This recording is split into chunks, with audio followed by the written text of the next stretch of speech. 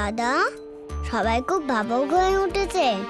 এটাই সঠিক সময় ওদের ভগবানের অস্তিত্ব বোঝানোর। মা, শ্রী গণেশ মোদক খেতে কেন পছন্দ করেন? এর পিছনেও একটা কাহিনী আছে। তোমরা কি সেটা শুনতে চাও? আচ্ছা ঠিক আছে, আজ আমি তোমাদের সবাইকে শ্রী গণেশ এবং ওনার প্রিয় মোদকের গল্প শোনাবো।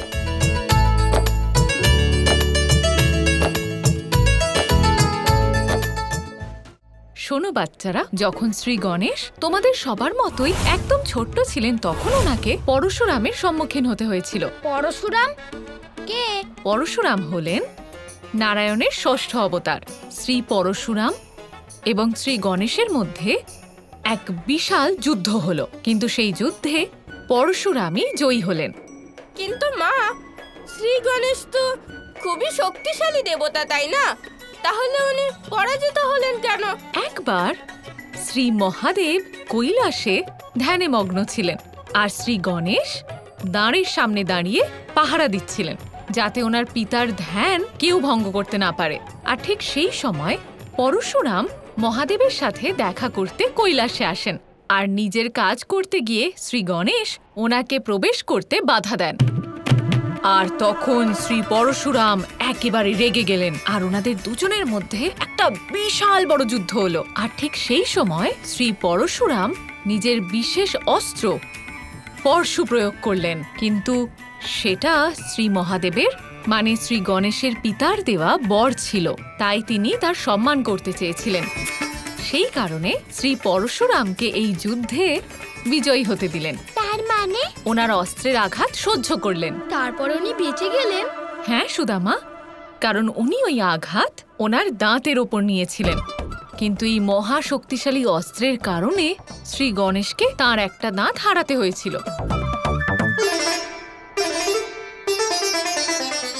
কিন্তু সেই অস্ত্র তার পিতা শ্রী মহাদেবের বরদান ছিল, আর শ্রী গণেশ যেহেতু তার মা বাবাকে খুব ভালোবাসতেন তাই উনি সেই অস্ত্রকেও সম্মান করলেন। কিন্তু দাঁত ভেঙে যাওয়ার কারণে ছোট্ট শ্রী গণেশের খুব কষ্ট হচ্ছিল। আর সবথেকে বেশি চিন্তিত ছিলেন মা পার্বতী, কারণ উনি এটা বুঝতেই পারছিলেন না যে উনি এমন কোন খাবার বানাবেন যা শ্রী গণেশ খেলে তার কোনো কষ্ট না হয়।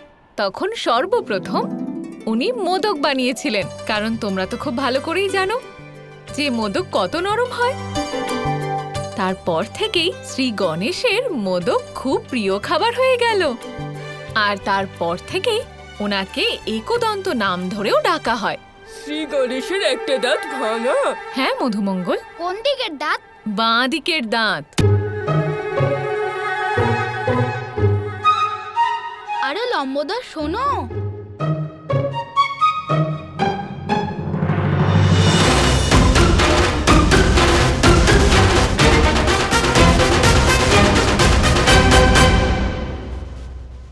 লম্বদারির তো একটা দাঁত ভাঙা। সেসব নয়, ঠিক আছে, কিন্তু যশোদা কাকিমা বলেছিলেন যে শ্রী গণেশের মোদক অত্যন্ত প্রিয়। যদি লম্বদার এই মোদক খায় তাহলে আমরা নিশ্চিত হব যে উনিই শ্রী গণেশ।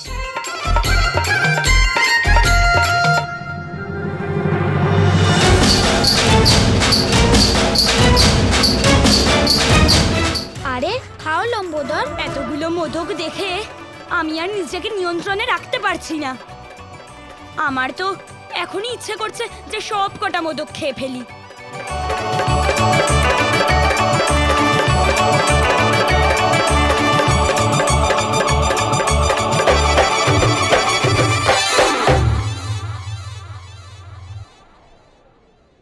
এবার সত্যি কথা বলো লম্বদার, তুমি শ্রী গণেশ তাই না? আমাদের কাকিমা সবকিছু বলে দিয়েছে। শ্রী গণেশের মোদক খুব প্রিয় ছিল, আর তোমার মোদক খাওয়া দেখে এটাই প্রমাণ হয় যে তুমিই শ্রী গণেশ।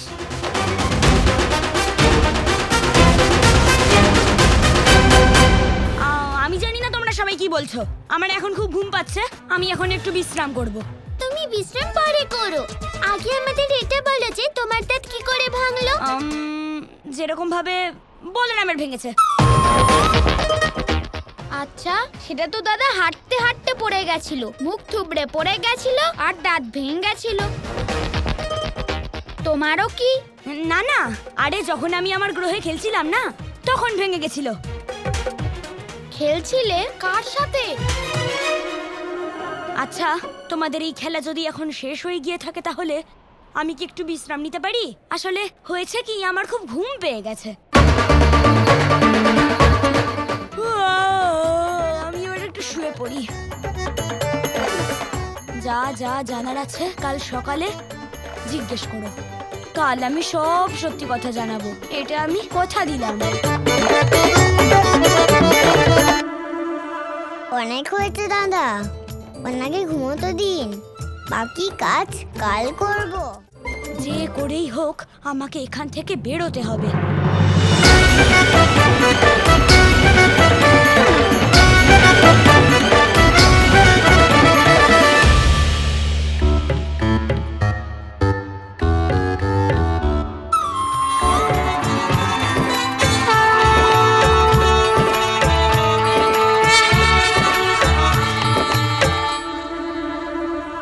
আরে কৃষ্ণ, উঠুন, আমাকে এখানে বিপদে ফেলে আপনি এখন আরামে ঘুমোচ্ছেন।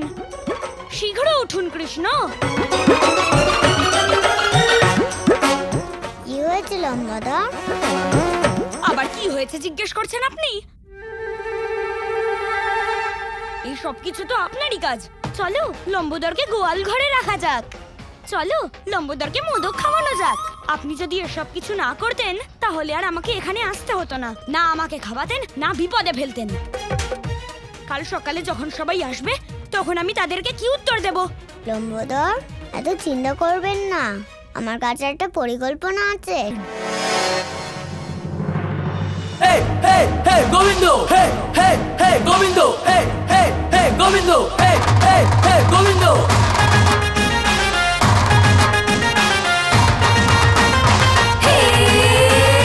গোয়ালাদের ভিড় জমেছে আজ, দেখো রে দেখো এলো গোবিন্দ, এলো গোবিন্দ। কেমন লাগলো লম্বোদর? খুব ভালো কৃষ্ণ। এলো গোবিন্দ, সবাই মিলে এলো জ্বালাতে, কলসি ভেঙে মাখন সরাতে। সবাই মিলে এলো জ্বালাতে, কলসি ভেঙে মাখন সরাতে। দলবল নিয়ে এলো রঙ্গলালা রঙ্গলালা রঙ্গলালা রঙ্গলালা। লম্বোদর কোথায়? ভোর হতে চললো আর লম্বোদর এদিকে অদৃশ্য হয়ে গেছে। তার মানে ওকে ওকে খুঁজতেই হবে, আমরা ওকে এইভাবে যেতে দিতে পারি না।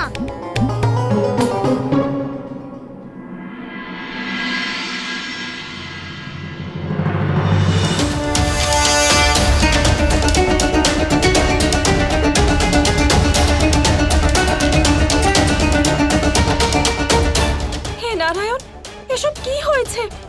আর এসব কে করলো?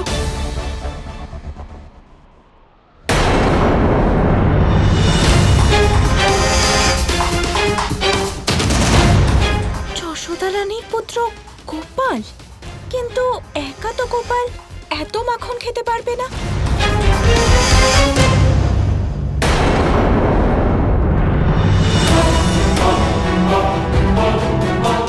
কে ওখানে শুয়ে আছে?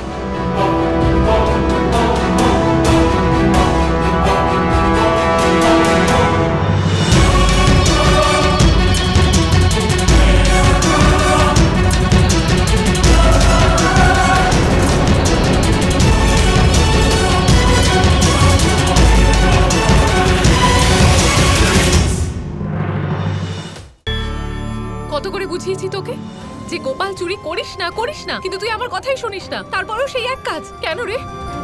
তোর লজ্জা করে না? না, প্রত্যেকের সামনে তোর মাকে প্রত্যেকবার অপমানিত হতে হয়।